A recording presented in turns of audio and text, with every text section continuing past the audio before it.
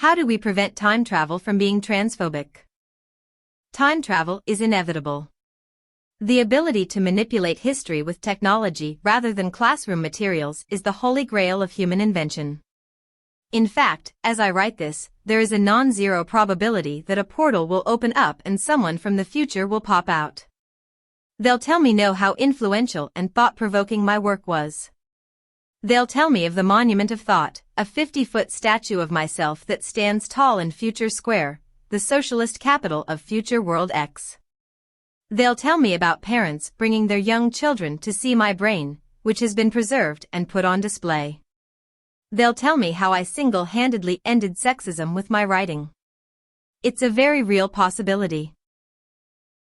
Actually, allow me to pause for a moment and see what happens. I'm going to stop writing for about 30 minutes and wait, just in case the time machine isn't exactly precise and my future admirers can't pinpoint my exact moment in time. Nothing. Not today, I guess.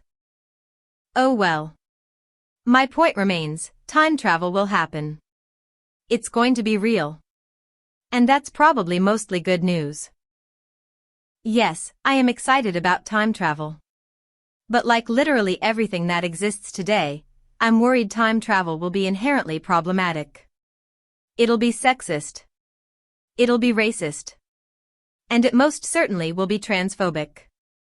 These are all things people will still be concerned with hundreds of years in the future.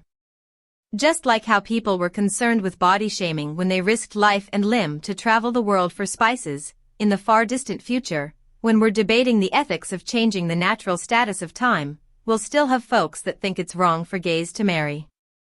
We can open black holes, but we can't close the wage gap. The problem stems from the fact that time travel, as a technology that doesn't exist yet, is very, very white. It's a white man technology, which means bad. Time travel is exact, extant by virtue of its inevitability science that relies heavily on mathematical precision. And when you apply the necessary level of mathematical precision to time, you're talking about the cutting edge of punctuality.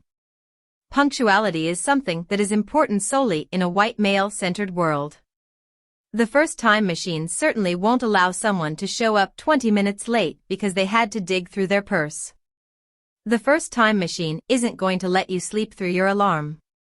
Until we theorize a method of time travel that allows for concepts of missing the bus or just needing another 30 minutes to put on eyeliner, time travel will remain white and male. Furthermore, it is impossible to remove the colonial aspect of time travel. All travel is colonial in nature.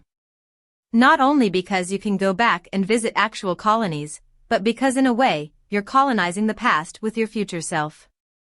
If a white man goes back in time, he's breathing someone else's air. It's colonialism. His physical presence in the past is a form of theft. Which begs the question, if you go back in time and you meet yourself, is it rape? Yes. Yes, it is. But both of these problems can, and will, be corrected through two methods.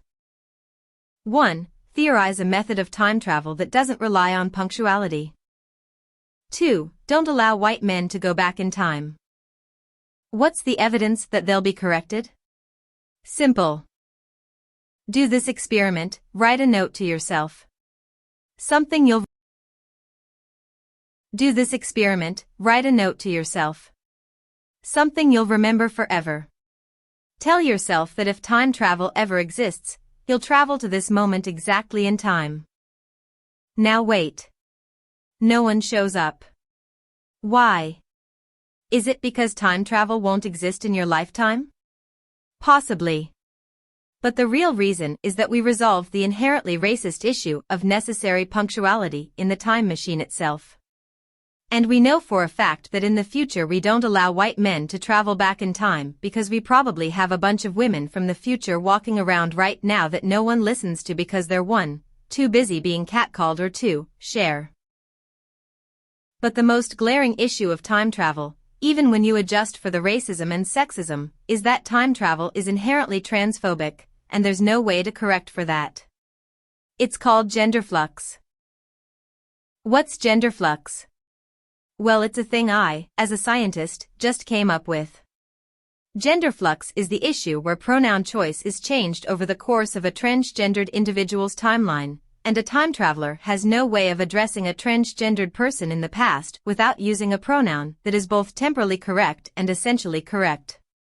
That is to say, if you go back in time to meet your trans friend Sharon when she was a 5-year-old boy, can you call her him? What if he isn't a she yet?